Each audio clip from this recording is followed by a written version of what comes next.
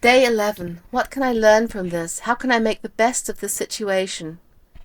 Even from the stones placed in your way for you to stumble on, you can create something beautiful. Goethe. One of the most important questions I ask myself in life is, what can I learn from this? This mindset is deeply ingrained in me thanks to my mother's wisdom. Whenever I faced disappointment, she would encourage me to pause and ask, what is God trying to tell you with this?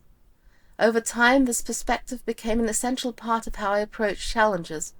Instead of allowing painful situations to pass by without meaning, I strive to use them as opportunities to grow and learn.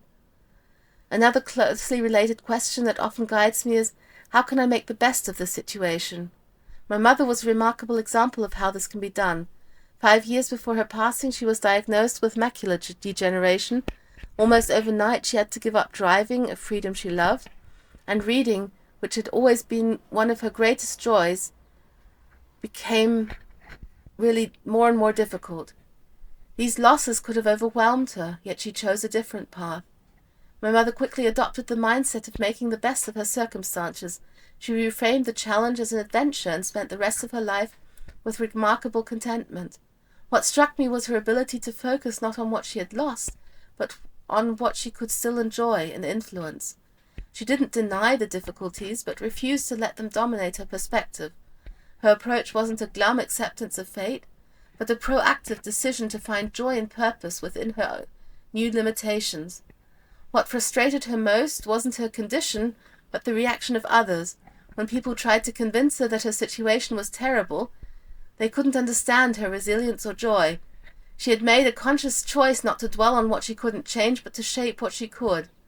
That simple question, how can I make the best of this, gave her back a sense of control and agency over her life.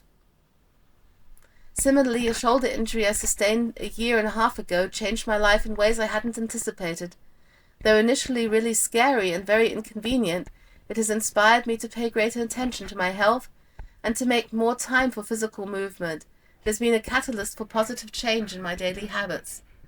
Ultimately, these guiding questions, what can I learn and how can I make the best of this, for every negative experience, have shaped my life in profound ways. They remind me that while I can't always control the situations I face, I can control my response. And in that response lies the possibility of transformation, resilience, and even joy.